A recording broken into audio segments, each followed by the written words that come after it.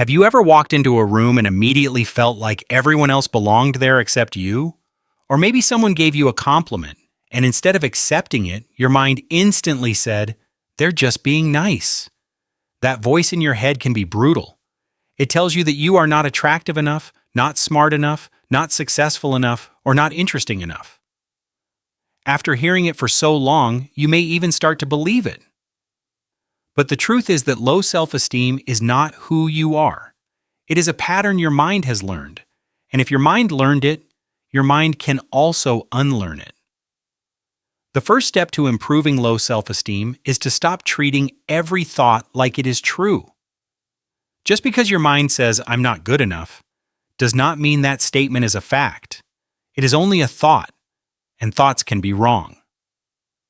Many people with low self-esteem have an inner critic that speaks as if it knows everything. It says things like, "You always mess things up," "Nobody really likes you," or "You are behind in life." Instead of automatically believing these thoughts, it is important to question them. Ask yourself, what evidence do I actually have? Is there another explanation? Or would I say this to someone I care about? These questions help you separate facts from fear.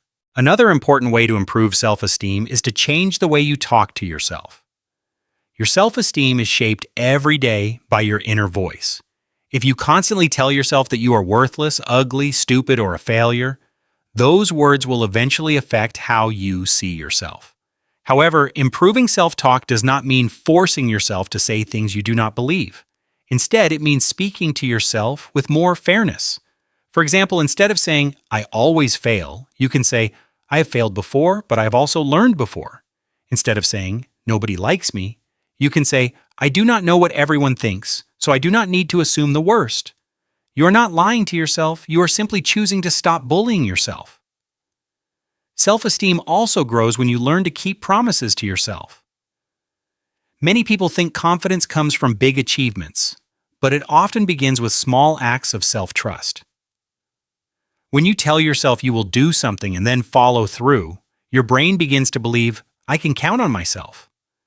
These promises do not need to be huge. They can be simple actions such as drinking a glass of water in the morning, taking a short walk, cleaning one small area of your room, or writing down one thing you did well that day. Every small promise you keep becomes evidence that you are capable and reliable. It is also important to stop waiting until you feel confident before taking action. Many people tell themselves, "When I feel confident, I will apply for the job.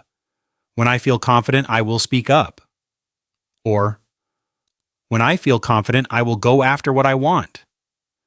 But confidence usually does not come before action. Confidence often comes after action. You do the thing while feeling scared, you survive it, and then your brain realizes that you can handle more than you thought. This is how confidence grows. You do not need to feel completely ready. You only need to take one small step forward, even while feeling insecure. Another major cause of low self-esteem is comparison. In today's world, it is easy to open your phone and see people who seem more successful, attractive, happy, or confident than you. This can make your own life feel like it is not enough. But what you see online is often only a highlight reel. You may see someone's success, but not their struggles. You may see their vacation, but not their stress. You may see their confidence, but not the years it took to build it. Comparing your full reality to someone else's edited moment is unfair to yourself. Someone else's progress is not proof that you are failing. It is only proof that people move through life at different speeds. The people around you can also affect your self-esteem. If you spend most of your time with people who criticize you, mock your dreams, dismiss your feelings, or make you feel small, it becomes harder to believe in yourself. Pay attention to how you feel after being around certain people. Do you feel respected, encouraged, and safe to be yourself? Or do you feel drained, insecure, and embarrassed? Your closest relationships should not constantly make you question your worth. Self-esteem grows better in environments where you are valued, respected, and supported. Finally, one of the deepest ways to improve self-esteem is to become someone you respect. True self-esteem does not only come from looking good, being liked, or achieving success. It comes from living in a way that makes you proud of yourself. Ask yourself, what kind of person do I respect?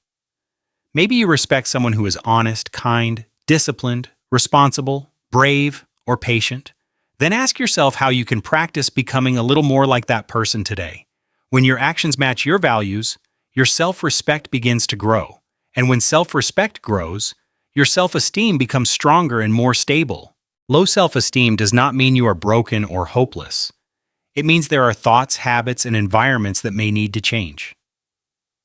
By questioning negative thoughts, improving your self-talk, keeping small promises, taking action before you feel ready, avoiding unfair comparisons, choosing supportive people, and becoming someone you respect, you can slowly rebuild the way you see yourself. Confidence is not built in one dramatic moment. It is built through small choices repeated over time. Every time you choose not to give up on yourself, you are already taking a step towards stronger self-esteem.